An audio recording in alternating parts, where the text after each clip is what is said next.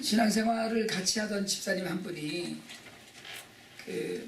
본인도 열심히 일을 하고요. 남편도 좋은 직장에 다니고 또 애들이 아주 개구장이었지만 건강하고 그렇게 잘 살아요.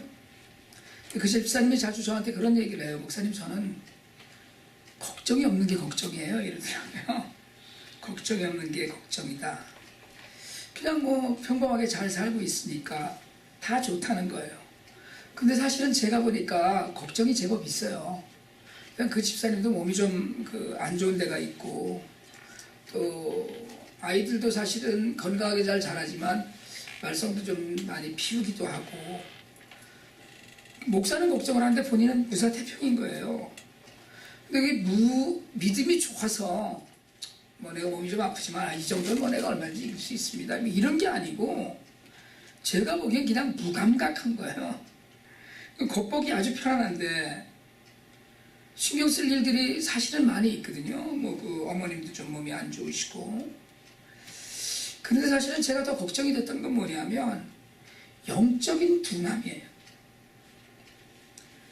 스피리추얼리 좀 센서티브한 게 좀 있어야 되는데 갈급함도 없고, 예수를 오래 믿어서 그런지 그냥 모든 것이 심드렁하고, 그렇다고 사람이 나쁜 사람은 아니에요. 착한 사람인데 사람이 좋아요. 선하고 순하고. 근데 영적인 민감함이 없으니까 판단이 잘 안 쓰는 거예요. 뭐가 좋은지 뭐가 나쁜지, 뭐가 하나님의 뜻인지 뭐가 하나님의 뜻이 아니지, 뭐가 옳은지 뭐가 그른지. 그러다 보니까 더 큰 문제는 예수 믿은 지 오래됐고 그동안에 말씀도 들은 것이 많은데 사실은 아는 게 별로 없는 거예요. 사는 게 편안하다고 생각을 하니까 별로 뭐든지 깊이 생각을 안 해. 깊이 생각을 안 해요. 그래서 다 좋은 게 좋은 거지 이러고 그냥 살아요. 사람도 좋고 그냥 집안 괜찮고 직장 괜찮고, 그래서 영적으로 급한 게 없어요. 다 좋기만 해요. 근데 여러분, 오늘 우리가 읽은 성경의 본문은 생각하건대라는 말로 시작을 합니다. 이 생각하건대라는 단어는 헬라어로 로기조마이라는 단어인데, 이 단어는 저울질한다는 뜻이에요. 저울에 따라서 어떤 게 더 무거운가, 어떤 게 더 가벼운가, 이런 뜻인데, 이게 생각하건대로 가면 무슨 얘기냐면 어떤 걸 더 깊이 생각해야 되나, 이건 뭘까라고 얼마나 깊이 생각하고 있는가, 심사숙고하고 있는가라는 의미를 갖고 이 단어를 썼어요. 이 생각하건대라는 단어가 나온 배경 가운데는 바울은 우리에게는 늘 고난이 있다는 걸 주장하고 있는 거예요. 우리는 늘 믿음으로 편안하다고 생각합니다. 그런데 고난이 있다는 거예요. 생각해 보자는 거예요. 그래서 여러분, 그리스도인은 생각하는 사람입니다. 아무 생각 없이 그냥 사는 사람이 아니에요. 사실은 편하다고, 지금 그냥 그렇다고, 적당히 좋다고, 또는 하는 일마다 너무 잘 된다고 아무 생각 없이 사는 게 아니고, 잘 될 때도 좀 생각을 해야 되고, 기쁜 일이 있을 때도 그 감사의 제목을 생각해야 되듯이, 고난이 지금 우리에게 있는 것이 당연한 것이고, 그 고난이 앞으로 만날 영광과 비교하면 견딜만한 아주 별것 아니라는 것, 여기까지 생각이 좀 미쳐줘야 된다는 얘기를 지금 하고 싶은 거거든요. 여러분, 지금 고난이 좀 있으세요? 혹시 고난 없어요? 다 잘 되고 계세요? 생각해 봐야 될 문제들이 좀 우리 앞에 있지 않나요? 결혼을 앞둔 청년들은 결혼 준비 때문에 막 신경 쓰이고 하는 일들 생기잖아요. 유주얼리 우리에게 일어나는 일 말고 왜 요새 좀 이런 일이 생겼네 라는 그 모든 일들이 사실은 우리에게 영적으로 고난으로 받아들여져야 되는데, 이게 이제 영적으로 둔감해지면 고난이 아닌 게 돼버려요. 때로 하나님께서 사람들이 고난을 허락하시거든요. 그래서 C.S. 루이스는 하나님의 고난은 우리를 향한 하나님의 확성기다, 메가폰이다, 이렇게까지 얘기했어요. 고난은 구원받은 자가 다른 길로 갈 때 하나님이 우리에게 주시는 신호입니다. 여러분, 예수를 잘 믿는다고 생각을 했는데 딴짓하다가 어려운 일을 당하는 경우가 많이 있어요. 요나가 하나님의 선지자였습니다. 하나님의 음성을 듣는 사람이었어요. 하나님과 대면해서 하나님의 계시를 받는 선지자였어요. 그런데 니느웨로 가라 그랬더니 도망갔어요. 그게 그 일이 싫어서. 다른 길로 가다가 결국 다시 쓸어가는 배에 탔거든요. 안 가겠다는 거죠. 그래서 어떻게 됐어요? 배 선장 완전히 망했어요. 그거 얼마나 망했겠어요. 그래서 선장은 말할 수 없는 피해를 본 거예요. 같이 탄 사람들은요, 배가 풍랑에 너무 흔들리니까 가졌던 짐들 막 바다에 버리고 이래서 같이 탔던 사람들까지 일생 그 질 빚을 다 져버리게 되는 그런 환경 됐잖아요. 결국 스스로 어떻게 해요? 자신을 바다에 던지라고 해서 그 고난을 끝냅니다. 하나님께서는 구원받은 자가 딴 길로 갈 때 고난을 통해서 돌이키게 하셔요. 우리 주변에 이런 일들을 너무나 많이 봅니다, 사실은. 그런데도 우리는 예수를 믿는다는 우리는 어려운 일이 생기거나 고난이나 아픔을 당하는 일이 생겨도 마치 무슨 재수없는 일 잠깐 생겼던 것처럼 그렇게 생각하는 영적인 둔함에 빠집니다. 어려운 일이 생기고 고난이 있을 때 하나님이 부르시는 소리를 듣지 않고 뭐 이런 일 얼마든지 있지 살다 보면 마치 스케일이 큰 사람처럼 마치 용감하고 담대한 믿음 있는 사람처럼 고난을 무시해요. 우리는 고난을 당할 때 그걸 이기고 기쁨으로 이긴다는 걸 믿음이 좋은 것처럼 착각합니다. 오늘 생각하는 대로 시작하는 본문은 현재와 장래를 비교하지만 여러분, 우리는 당장 당하는 고난부터 좀 생각을 해봐야 돼요. 제가 전부터 하나님의 말씀을 읽을 때 왜라는 의문을 갖고 말씀을 읽으라고 여러 차례 여러분들에게 말씀을 드렸어요. 왜 내가 오늘 이 말씀을 읽었을까? 왜 하필 오늘 내가 간증 순서였을까? 왜 이번 주에 이런 일이 있었을까? 왜 내가 TV를 틀었는데 저 뉴스를 보게 되었을까? 이런 영적으로 민감한 사람은 어떤 일에든 왜를 붙여봅니다. 의문을 품고 영적인 해석을 해보자는 거예요. 왜 하나님이 이걸 보여주셨을까? 제가 2008년 1월 달에 IT에 진흙 쿠키를 먹는 사람들이 있다는 뉴스를 봤어요. 그리고 2월 달에 MBC에서 W라는 프로그램에서 IT가 찍어왔더라고요. 진흙 쿠키를 먹는 걸. 하나님이 왜 이걸 나한테 보여주셨지? 그리고 그 이후에 일사천리로 IT 사역이 계속됐어요. 여러분, 왜 오늘 내게 이걸 보여주셨나라는 질문. 왜 오늘 내게 이런 어려운 일이 있나? 작은 어려움이든 큰 어려움이든 내 힘으로 해결할 수 있는 것이든 내 힘으로 해결이 안 되는 일이든 우리에게 주어진 고난이 있다면 그 고난을 왜 내게 지금 이런 일이 있나? 여러분, 혹시 요즘은 어려운 일이 없으세요? 아니면 믿음으로 그냥 아무것도 아닌 것 하고 이기고 계신가요? 아니면 어려운 일이지만 그냥 무시하고 지나가진 않아요, 우리가? 하나님께서는 바른 길로 인도하시기 위해서 채찍처럼 고난을 사용하기도 하셔요. 평소 같지 않은 일이 있다면 한 번쯤 하나님 앞에서 깊은 묵상이 좀 있어야 합니다.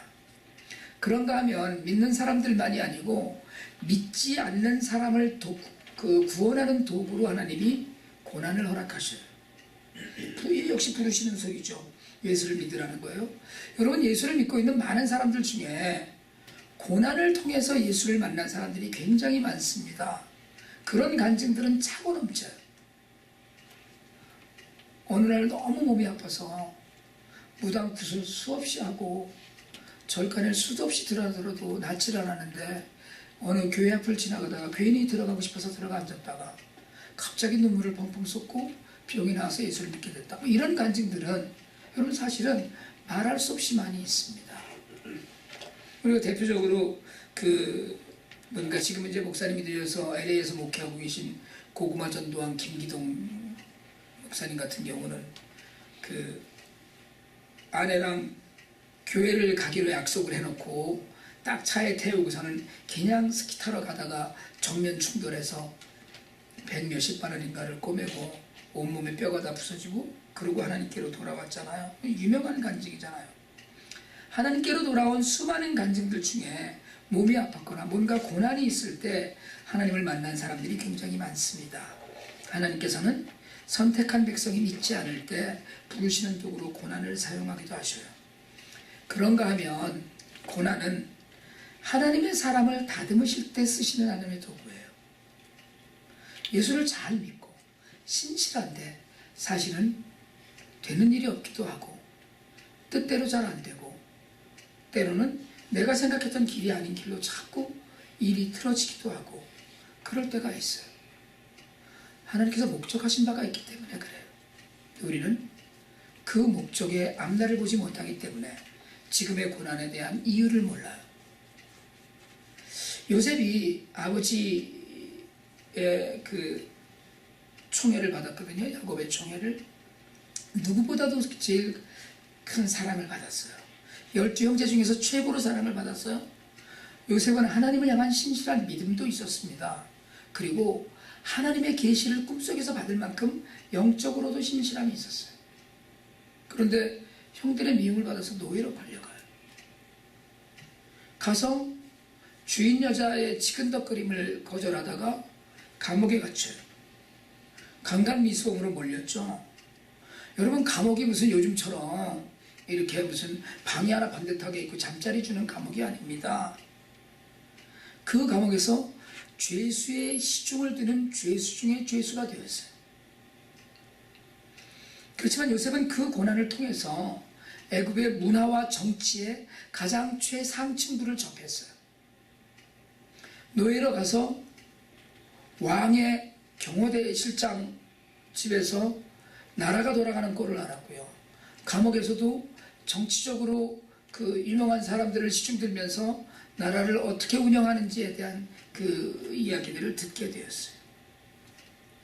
그 고난을 통해서 하나님은 요셉을, 여러분 역사상 드문 대흉년이 전 세계에 닥쳤을 때 이스라엘 백성들을 살리고 이민 가게에서 애굽에서 번성하게 하는 역할로 그 일을 쓰셨어요. 여러분, 때로 예수를 잘 믿고 우리가 신실하게 사는데 예수 믿는 사람들이 당하는 숱한 고난을 우리가 봅니다. 아, 저 사람 왜 저렇게 됐지? 라는 고난을 봐요. 내가 하나님 앞에 지은 죄가, 물론 사실은 우리 모두가 지은 죄가 늘 있죠. 그렇지만 지은 죄가 이렇게 무슨 딱 부러지게 있는 것이 아닌데 왜 내게 하나님이 이런 일을 나게 허락하셨나? 왜 내가? 김치문 장로님, 잠마하시던 김치문 장로님의 책 제목이 Why Me잖아요. 왜 나한테 이런 고난이 왔느냐는 거예요. 하나님 뜻이 있으셔요. 하나님 목적이 있으십니다. 분명히. 서로 예수를 믿는 자들이 병에 걸렸다가 그냥 죽어서 천국에 가버린다고 하더라도 하나님 뜻이 있으셔요. 그 안에. 여러분, 그런 가운데 우리가 다듬어져요. 그걸 우리가 소망이라고 이야기해요. 여러분, 그런가 하면 하나님께서 주시는 고난만 있는 것이 아닙니다. 고난에는 자발적인 고난도 있어요. 여러분, 예수 믿기 때문에, 예수님 때문에 손해보신 적이 있어요? 아유, 내가 예수 믿는 것 때문에 참는다, 내가 예수님 때문에, 내가 아니었으면 확, 이런 일들이 사실은 우리 모두에게 늘 있었냐는 거예요. 한 번쯤. 악착같이 따져서 싸우고 나는 절대 손해보지 않는다는 신념으로 우리 사나요? 아니면 예수님의 이름으로 내가 가진 것을 좀 덜어내본 적은 있으신가? 나를 비워서 하나님 성령님으로 가득 찬 삶이 우리에게 있느냐는 거예요. 제가 아는 어느 권사님은 가난한 이들 때문에 한 달에 3일씩 금식을 하신 분이 있었습니다. 식사에 11조를 드리는 거예요. 한 달 30일 중에 3일 금식을 해요. 식사에 11조를 드려요. 가난한 이들 때문에 기도해요. 금식으로 줄인 것을 하나님 앞에 드려요. 식사에 11조. 여러분, 이게 자발적인 고난이에요. 내 것을 덜어내는 일, 내가 손해보는 일, 하나님이 내게 주신 것을 내가 쓰기에도 부족하지만 하나님 나라를 위해서 아낌없이 덜어내고 털어내는 일. 여러분, 이게 하나님 백성이 자발적으로 참여하는 고난이에요. 고난 아니죠. 그까짓 거 몇십 불, 몇백 불, 하다못해 몇천 불, 그거 몇만 불 정도. 그런데 그게 아니라는 거예요. 그래도 내가 그 안에 자발적으로 하나님께 드리는 일이 있어요. 제가 IT에 가서 둘째 날 모의고원을 갔다가 전혀 생각하지 않은 일을 당했어요. 저는 작년에 그 고아원에서 9명을 외부 학교에 보냈는데 7학년 이상은 외부 학교를 가야 됩니다. 6학년까지만 고아원 안에 있는 학교에서 애들이 공부를 하는데 아이들이 저를 기다리려고 학교 가는 아이들이 그날 학교를 늦게 간다고 교복을 입고 기다리고 있어요. 그리고 어린애들이 지금 이제 그 교실에서 공부를 하고 있어요. 고아원 안에서. 근데 사복 입고 큰 애들이 사복 입고 있는 애들이 한 7명 있더라고요. 얘네들 뭐 하는 애들인가 물어봤더니 7학년에 가야 되는 아이들인 거예요. 그러니까 저는 작년에 보냈던 애들만 생각했지 금년에 7학년이 생겼다는 생각을 전혀 못한 거예요. 또 사실은 그럴 만한 펀드도 없었어요. 너무 미안하고 너무 마음 아프더라고요. 정말 미안했어요, 아이들한테. 저들 위에 선배들은 이제 8학년이 되고 12학년이 되고 막 이래서 학교를 가고 있는데 후배들은 이제 어린애들은 지금 학교에서 저렇게 칸칸이 교실마다 들어가서 공부를 하고 있는데 갈 데가 없는 거예요. 어린애들이랑 같이 공부를 할 수도 없고 외부 학교에는 돈이 없어 못 가고 너무 미안했어요. 그날 저녁에 들어와서 제가 이메일 썼어요. 이런 일이 있었다고. 그날 이메일이 굉장히 길었습니다. 그 이메일을 밤중에 보냈는데 다음날 아침에 7시 좀 넘어서 서울에서 전화가 왔어요. 저한테 300만 원을 보낼 테니까 애들 학교 보내라고. 누군가 그 이메일을 보고 덜어낸 거예요. 여러분 그냥 300만 원은 저절로 있는 돈은 아니잖아요. 보고 반응한 거예요. 왜 하나님이 오늘 이 이메일을 내게 보여주셨을까를 보고 그리고 자발적인 고난에 참여했어요. 지금 그 돈으로 15명 아이들을 학교에 지금 보내려고 준비를 하고 있습니다. 우리가 가진 것들, 우리가 정말 자발적으로 우리 삶에서 얼마간 덜어내어 하나님이 기뻐하시는 일에 능동적으로 적극적으로 참여한다면 하나님 뭐라고 얘기하실까요? 하나님 뭐라고 말씀하실까요? 하나님 어떻게 생각하고 계실까요? 저는 여러분 그 자발적으로 맞는 고난이라는 것이 내가 무슨 불구덩이에 그 짐을 지고 들어가는 게 아닙니다. 자발적인 고난이라는 것이 내가 바닷속에 붕덩 빠지는 게 아니고 바닷속에 빠져서 물고기 뱃속으로 들어가는 일이 아니에요. 자발적인 고난이란 하나님이 기뻐하시는 일에 내 삶을 조금씩 희생하면서 동참하는 것 뿐이에요. 여러분 이런 준비는 좀 되셨나요?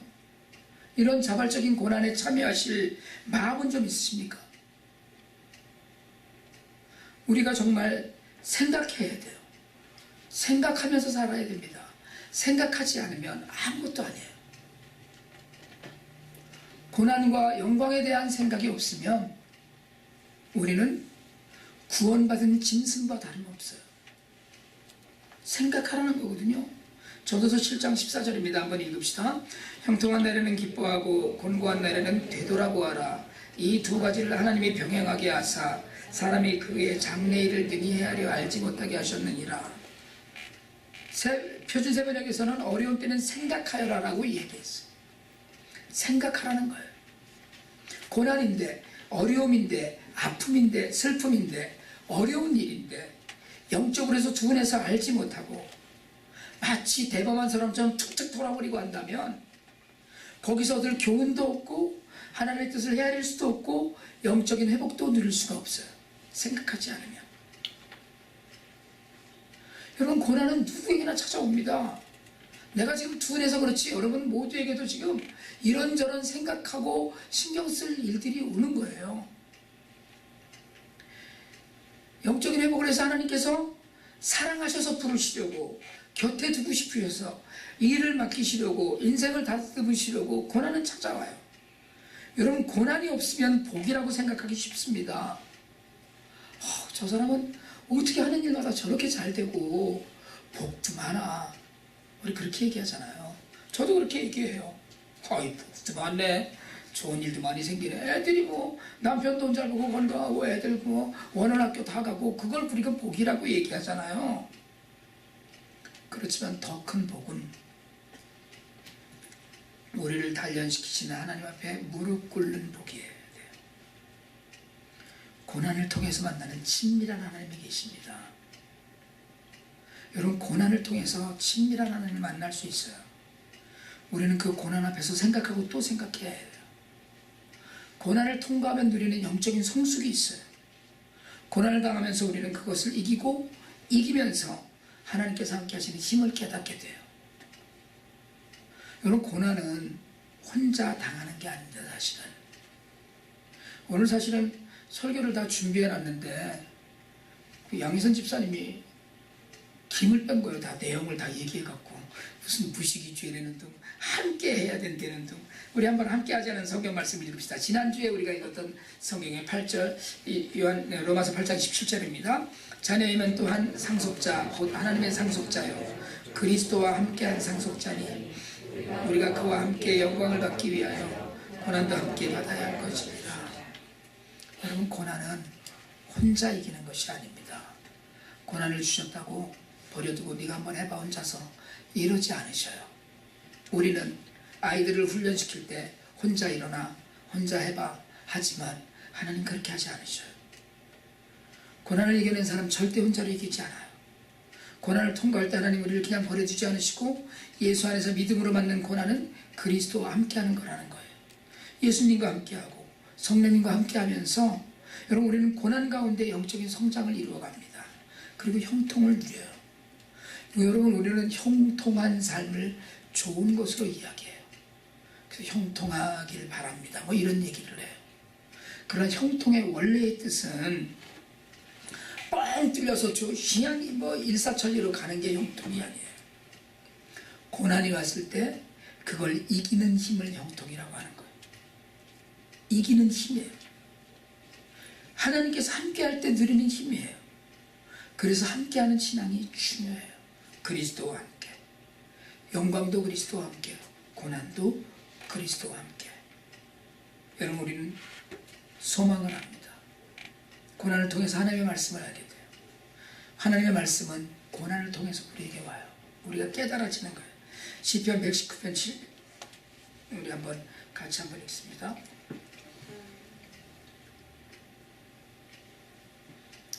제가 한번 읽을게요. 시편 119편 71절입니다. 고난당한 것이 내게 유익이라 이로 말미암아 내가 주의 율례들을 배우게 되었나이다. 고난을 당하면 여러분 하나님의 말씀 율례를 배우게 된다고요. 고난당한 유익이 뭐냐면 내가 말씀을 깨달아 알게 되는 거예요. 고난은 우리를 영적으로 분별하는 능력을 줍니다. 하나님 말씀을 알게 하는 거예요. 여러분, 영적인 지식이 없이는 아무것도 아니에요. 여러분, 교리 공부를 하는 이유가 뭡니까? 말씀을 제대로 이해하기 위해서예요. 금요일날 우리 청년들이 푸른숲 마당에서 특강 종교개혁사를 시작했어요. 청년들이 그 책을 조금씩 읽으면서 앞부분, 시작 부분 인트로만 했는데도 그 과정에서 고개를 끄덕이는 모습을 우리가 봐요. 여러분, 알면서 믿어야 돼요. 정말 알면서 믿어야 됩니다. 고난 가운데 하나님 말씀을 배우는 성숙한 믿음이 우리에게 필요해요. 아무것도 몰라요. 제가 전에도 말씀드렸잖아요. 누군가 사람을 붙들어 놓고 예수에 관해서 우리가 얼마 동안 얘기할 수 있겠느냐는 거예요. 몇 시간이나 얘기할 수 있겠어요. 아는 게 없으니까 할 이야기도 없는 거예요. 그렇게 아는 게 없어서 할 이야기도 없으면 분별도 안 됩니다. 여러분, 이러면 고난인지 뭔지를 전혀 구분이 안 되는 거예요. 고난을 당한 것이 내게 유익인데 그것 때문에 내가 하나님의 말씀을 알아야 되는데 아무것도 모르고 그냥 다 넘어가고 있어요. 여러분, 이게 우리에게 오늘 큰 문제입니다. 하나님 말씀을 내가 배우고 있는가, 고난으로. 그리고 우리는 지금 생각을 해요. 현재를 생각합니다.